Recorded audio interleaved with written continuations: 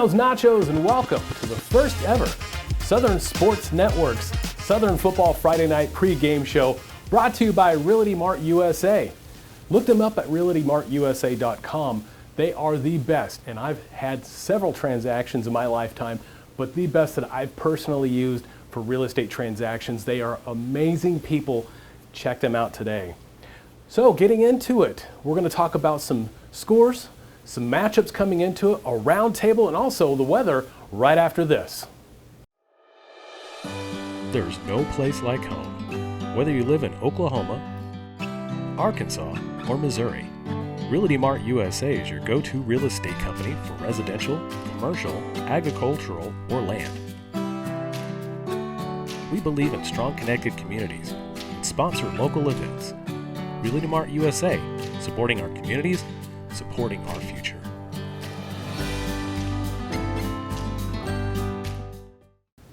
Look us up on our Facebook page and of course YouTube and our app, the Southern Sports Network, which is available on Fire, Amazon Fire of course, Roku TV, Android for those are Android users, and iOS for the rest of us.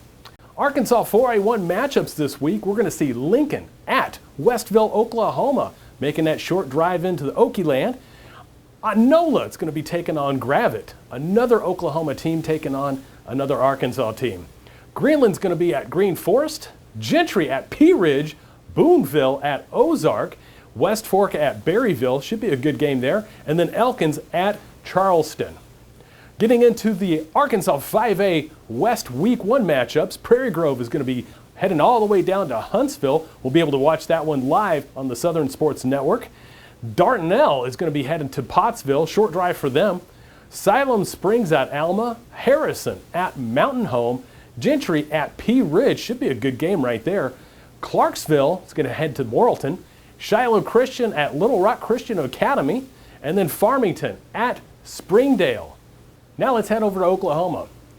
Oklahoma 4A3 Week 0 scores from last week. It was McLean taking on Tulsa Central, blanking them 34-0. Oologah at Fort Gibson gets an easy win. It could be a pretty good contender in the 4A3 this year. And Cleveland getting the win at Blackwell 14-6. Week 1 matchups now. This is an exciting week here in Oklahoma football. Hominy's going to be taking on Cleveland. Collinsville at Oologah. Cushing's going to be traveling to Bristow. Catoosa at Stigler, watching that one live on the Southern Sports Network app, Facebook page, and YouTube. Glenpool at Skiatook. Miami at Grove. McLean at Tulsa Central. And Claremore at Wagner. We'll be right back. After this, we're going to go to the round table and the weather. Hey, Dean Blandino here. And guess what? Football season is right around the corner. And to watch the best live broadcasts in high school sports in Northeast Oklahoma, download the Southern Sports Network app. And check them out on Facebook, Instagram, and Twitter. I just did. Give them a like. It's the best broadcast in high school sports, and not just that area, in the country. Check them out.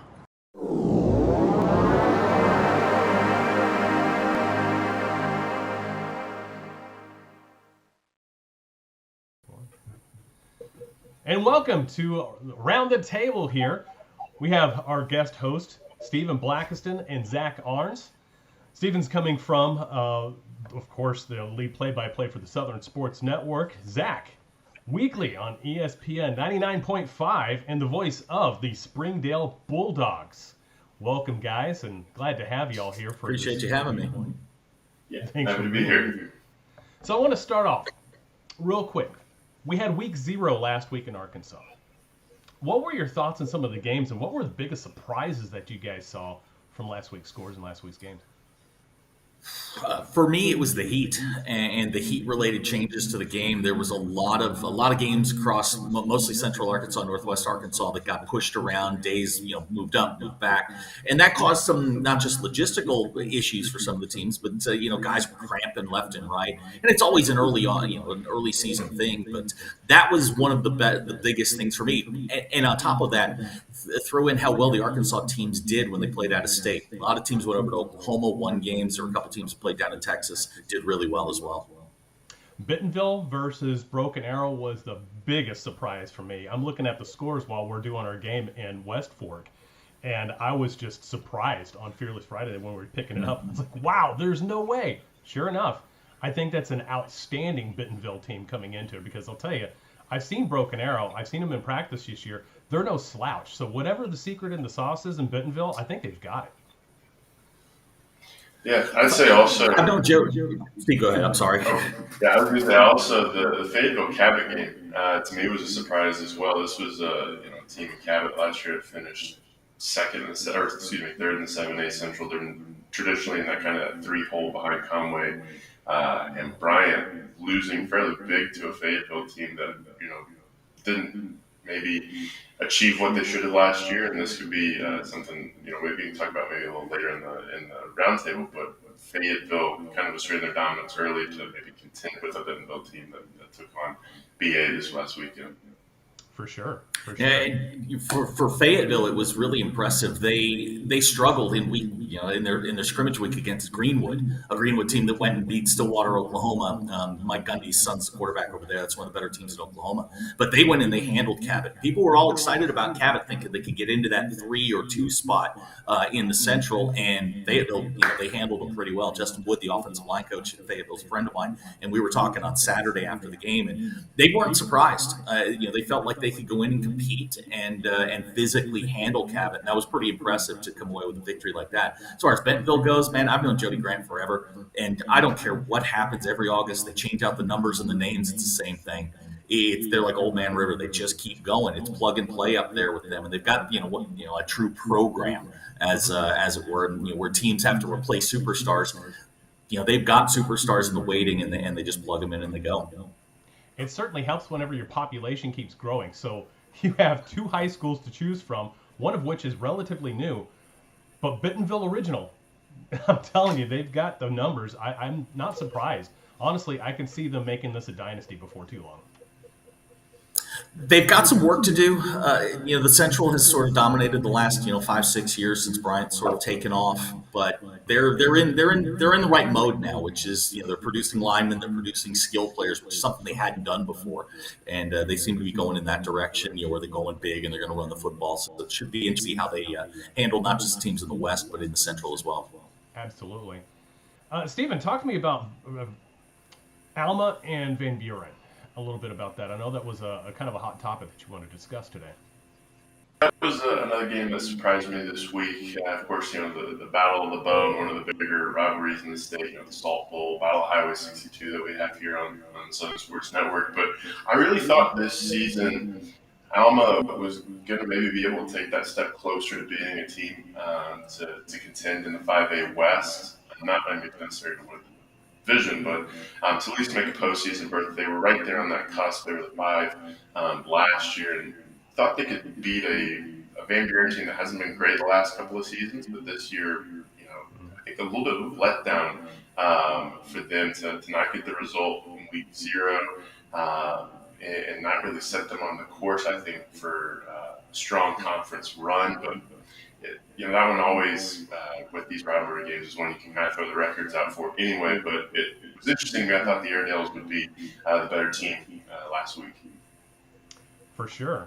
Let's get right into something real quick. Kind of a topic that's close to home because, of course, we cover a lot of the 4A1 teams in Arkansas. So let's talk about Gravit's loss to Pea Ridge.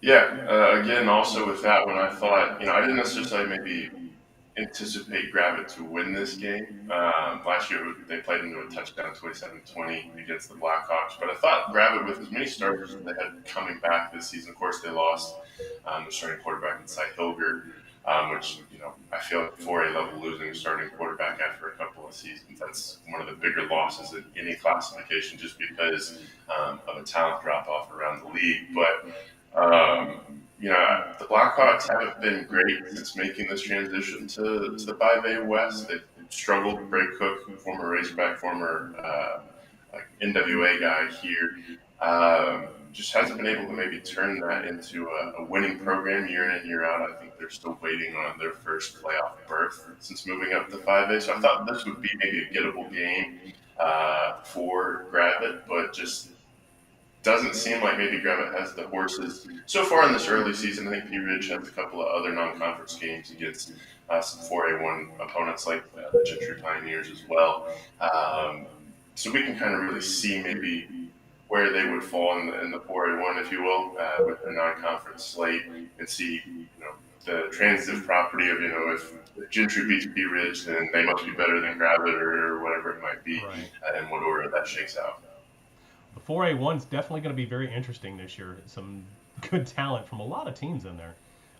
We even saw some I want to say, portions of life in Green Forest last week. They switched from the spread formation and went more to an I formation base, coming back with a 3-4 defense.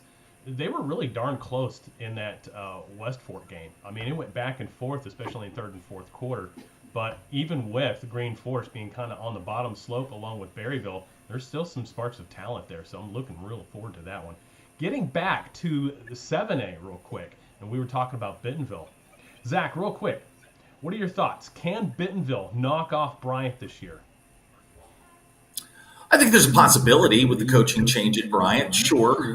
But I think the biggest challenge for Bryant's actually going to come from within their own conference, and that's Conway. Buck James moves over to Conway, and I've said for years, if Conway ever gets it right, I thought they were going in the right direction with Darryl Fimple. That's a consolidated school district. They don't share talent.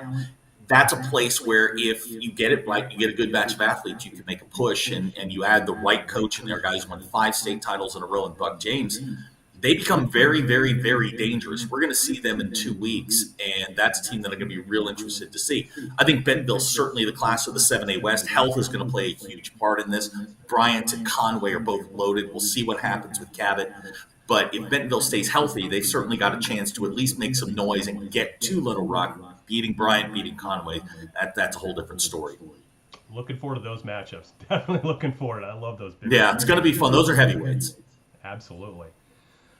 Getting back into the 4A and the 5A West, who do you like in the playoff teams? Picking your teams here in the 5A West and the 4A1. Stephen, we'll have you start first.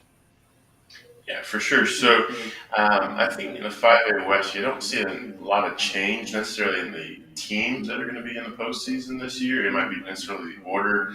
I think Shiloh will probably win this conference again, just because, it's hard to bet against the Shiloh Christian Saints year in and year out. Obviously, they have a new head coach and athletic director and everything like that this year. But in this offseason, they've finished a brand new indoor practice facility. They, went to the state championship game last year in 5A for the first time in this classification. So it's hard to bet against a team like that.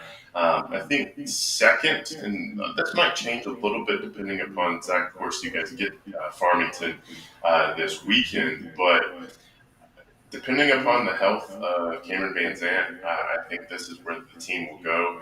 I know J.R. Eldridge is a fantastic coach at his time at Arkadelphia, his time at North Little Rock, and so far at his time at Farmington. I do think that for the course of the season, you'd like to think Van Zandt will be back.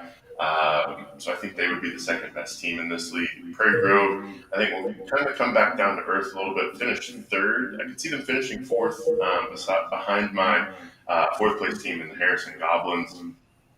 Harrison, of course, Zach, you probably better than anybody know what to expect from them as they played Springdale last week in week 0. But I think Harrison, they did have trouble against a similar style offense to what Springdale's now running. And this is no knock on Springdale, but, what the offense they run at Prairie Grove, they've been running since the 90s. These players' kids, parents, maybe even some of their grandparents have run this offense. So it's definitely ingrained, and I think they can maybe run it a little bit better. So that'd be the 4. I'd say Shiloh, Farmington, Prairie Grove, and Harrison. I thought about moving out into that top 4 to get to go to the postseason. But like I said, against that Van Buren team that I didn't think was necessarily going to light the world on fire this year, that's a concern through 1 week of football in Arkansas. Zach. I think we know who the 4 are. I think we know who the 4 playoff teams are. It's what order they go. We saw Shiloh 2 weeks ago, and Shiloh's going to start a freshman quarterback, and that's going to be a little bit of a change for them. The offense isn't as, it's not as Eli Reese isn't back there. All the off-script plays that he would make, all of the reads that he can make at the line of scrimmage, that's going to take some time with them. So I think the easy default answer is to say Shiloh Christian is probably your favorite in the 5A West. The Farmington situation, as Stephen mentioned with Cameron Van Zant, is tenuous at best. We're hearing it's going to be at least a couple of weeks. So how does that get you into conference play? Are you able to withstand that? They're going to start a freshman against Springdale on Friday night. So we'll see how that goes. Let me give you if I know anything about Danny Absher, you give him experience, you give him a fullback, you give him a quarterback, and Danny Absher can make things go. As Steve said, they've been running this offense since, coming out of the womb. These kids knew what the wing tee was. I'm going to tell you Prairie Grove's going to win the conference. And their only test is going to be Harrison. They've got to go to Harrison. It's a long trip from Prairie Grove. And those are two teams that are just going to slog it out. Harrison did a great job against the flex bone that Springdale runs. They're big up front. But their problems are not on defense. Their problems are going to be on offense. They're not going to score a ton of points. That offense is slow. They like to just pound and wear you down, which plays right into what Prairie Grove wants to do. Prairie Grove will win the conference if Cameron Van Zant is out for an extended period of time. He's the X factor in all of this. He's the wild card in all of this. If he's healthy, Farmington's got the best roster. I love what Prairie Grove has back. I love that system. And with the flux at Shiloh and the flux at Harrison, I think they could sneak in, get both of those teams, and it comes down to the battle of Highway 62 at the end of the year. Oh, we are looking forward to that. We definitely are. That is always a fun game, isn't it? Absolutely. Getting to the 4A1 now. Talk to me about the 4A1. Who do you like? Yeah, so I think it's a little bit of the same story, second verse for the 4A1. I think the 5 in the 4A, it's 4 and 5A, 5 and 4A. Teams that are going to make the postseason this year are going to be pretty similar. I think by far and away, the Elkins Elks are the best team in this league. Went toe-to-toe with Nashville last year in the postseason. I think with Dizzy Dean at quarterbacking, yes, that is actually his name. He's the grandson. Love it. Some relation to the former Cardinals great. This is a team that I think won't have a tough game until they make the playoffs. And it might be a couple of rounds before they get against some opponents that are on their level.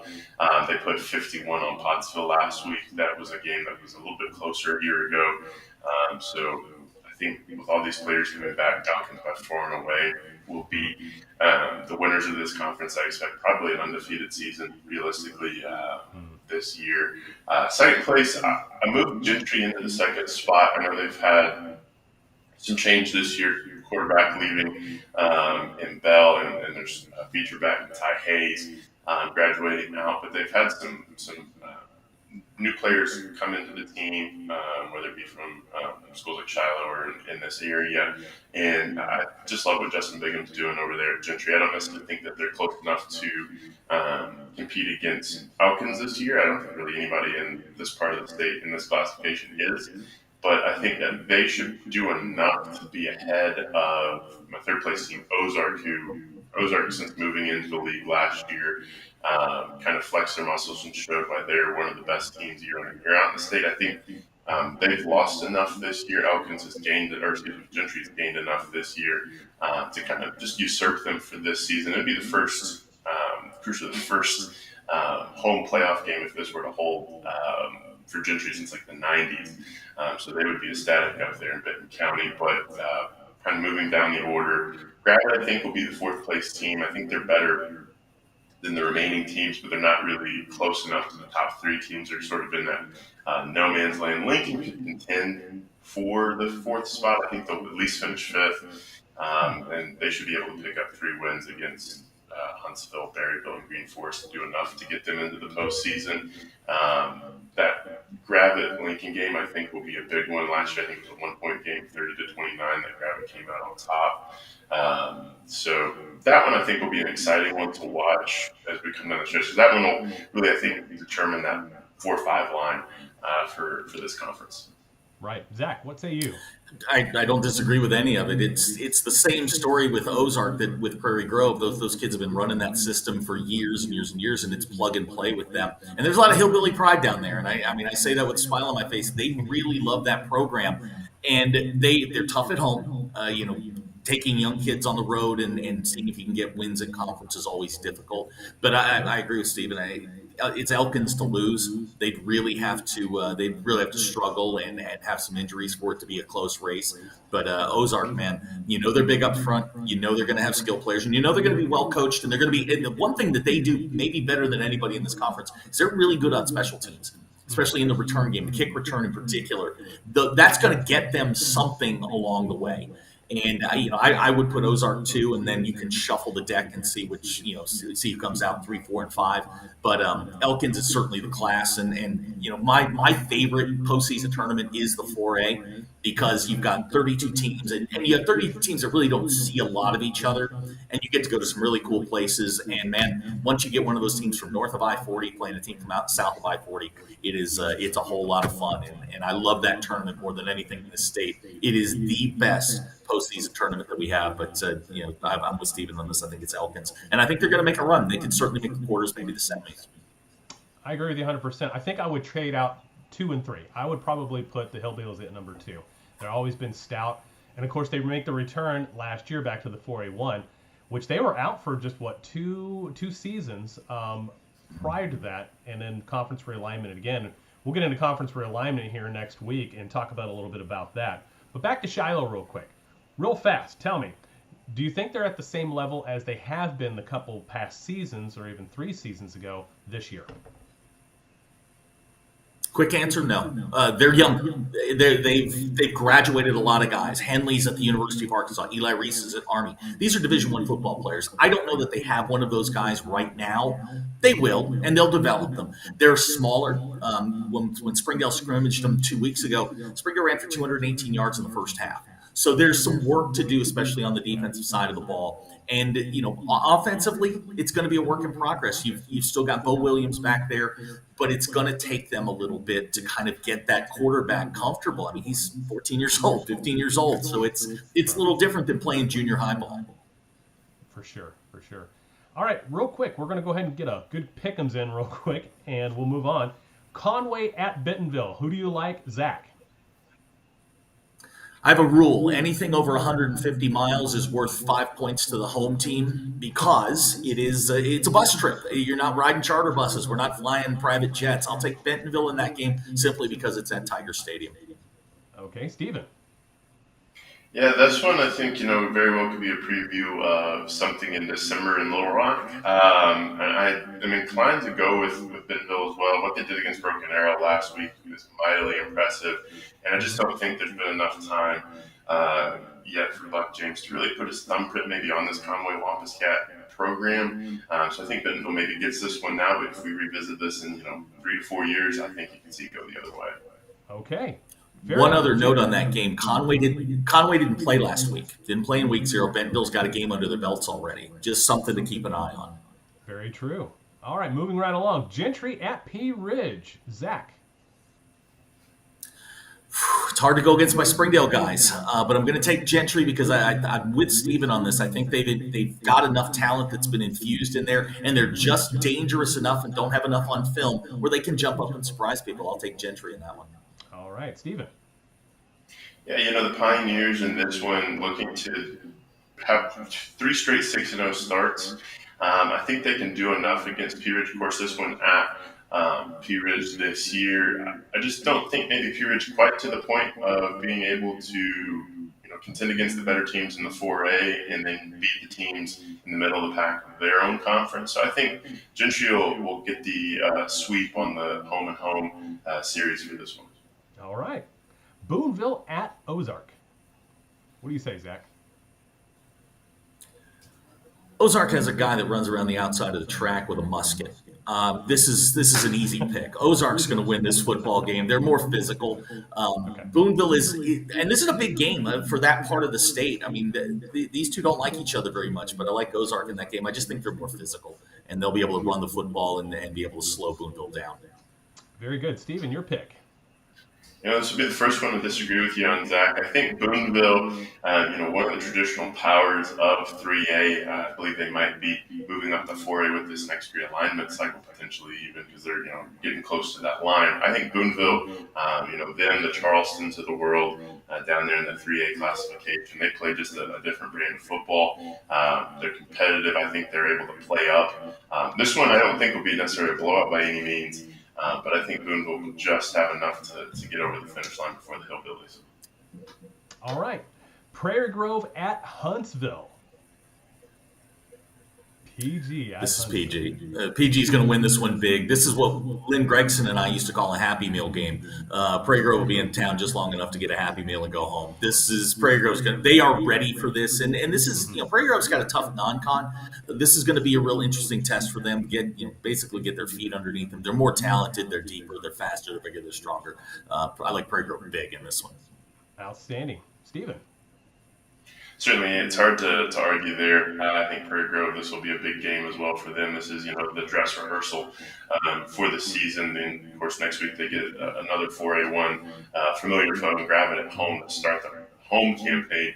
But yeah, I think I agree with Zach there. It's going to be a rout, I believe, in Huntsville and Madison County.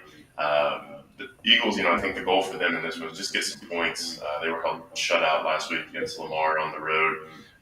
Maybe get a touchdown or two against a very, very good Prairie Grove Tiger team. All right, last one for the week. Greenland at Green Forest, the Battle of the Greens. Boy, I want to take Green Forest because, like you said, Chris, they're progressing. You see signs of life. You see signs of progress. And I just can't pull the trigger on it yet. Greenland's probably going to win the football game, and it may be 2 or 3 touchdowns, but Green Forest will hang around for a while and make it uncomfortable. Okay. Stephen? Yeah, Greenland has a new coach this year in Cody Napier coming over from Gentry. Coach Larkin retiring at the end of last year. Hope enjoying retirement, one of the great ones at the 3A level and what he did at Greenland over the years. And while Zach is wearing the colors of Green Forest, I'm wearing the colors of Greenland. I'm not going to take the Pirates. I'm going to take the Tigers to get their first non-conference victory in a while. I think, Ridge Gordon Swafford, if you haven't watched a Green Forest Tiger broadcast either last fall or this fall so far, Ridge Gordon Swafford is a man. When we went out there for a media day, he's 6'2", has a mustache and a mullet at 17. I didn't grow facial hair till 20, so that kid is going to be a beast. I think this year in the 4A1. I think this will be enough. And looking at last week's footage against West Fork, the game plan I think is very simple for Green Forest: shorten the game, possess the football, and then punch it in when you can. So I think they'll be able to do enough against the Greenland team that got run last week against Lincoln. You can watch that game live on the Southern Sports Network app, also YouTube, along with some of the others that we've got going on this week. Prairie Grove, of course, and here in Oklahoma at Catoosa, we're actually traveling all the way down to Stigler. Some of you guys might or might not know, like me, where Stigler is at, down south, way yonder, I-40, doesn't matter. We'll bring it to you live. You can also catch Zach Arns live on 99.5 ESPN Radio. Gentlemen, thank you so much for joining us. We'll come back next week and kind of tally up some of the win-losses and see who's going to come away victor this week. We'll get into some more stuff next week, too, including the realignment of the 4A1 and the 5A West. Gentlemen, have a great day. Be good. It's another Friday in fall. That means that Friday Night Lights is in full swing. We have a couple of high school football games to mention here with the forecast for this evening so that you're prepared for game time once again. I'm Joshua Weisel here in the Weather 225 Storm Studios. We're taking a look at the forecast for some of the games in northeast Oklahoma and into northwest Arkansas. Starting off, here's a look at the regional forecast. We're going to break these down here in just a second. But overall, northeast Oklahoma is going to be in the mid to upper 80s, lowering into the mid 70s by the end of the game. Northwest Arkansas, we're going to be in the mid to upper 70s, lowering into the mid to low 60s by game's end for tonight. across the region. So let's look at some of our games that we have across the area, starting with Stingler, Oklahoma. That kickoff is going to be around 7 o'clock this evening. We're going to be in the mid to upper 80s, lowering into the upper to mid 70s by the game's end. Mostly clear skies across the area, beautiful conditions. I'll show you the humidity index here in just a second, but overall perfect fall evening for football across northeast Oklahoma. Moving on into northwest Arkansas, the game in Green Forest, that'll kick off at 7 o'clock with mostly clear skies. We're going to be in the mid to upper 70s, lowering into the mid 60s by game's end. And then here's a look at the forecast for the Huntsville game. We're going to be in the upper 70s, lowering into the mid to upper 60s by game's end. Once again, mostly clear skies, no rain chances across the area whatsoever. Beautiful, almost picture perfect evening for fall football across a large portion of northeast Oklahoma and northwest Arkansas.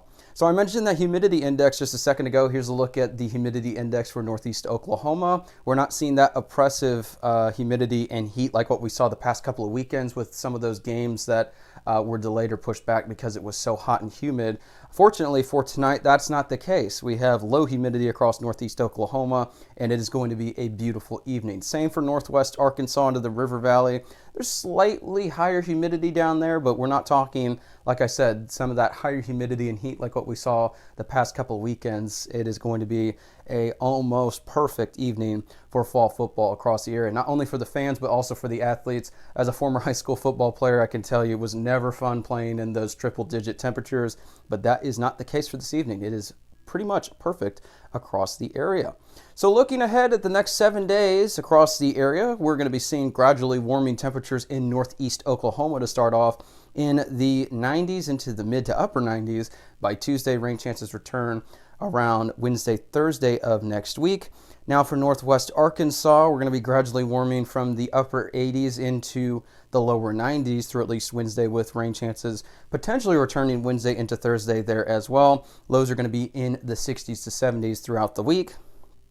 And then finally, here's a look at our 7-day forecast for the River Valley region, Fort Smith, and areas south of northwest Arkansas. We're going to see gradual warming basically in the mid to upper 90s through at least Wednesday, when once again rain chances look to be on the horizon. We'll be keeping up the latest forecast information with that. But tonight, picture perfect night for football across a large portion of the area. Hope you enjoy these awesome games. Good luck to all the athletes and all the teams tonight that are participating in games across the region. Hope you have a great evening, and like we said, good luck to those teams. Stay tuned for full sports analysis and updates right here, and also make sure that you can follow me on Twitter for weather updates throughout the week, JWWX225.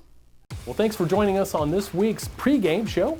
We'll be coming back next week with scores, highlights, and much, much more. We're going to send it down to the field. Here we go.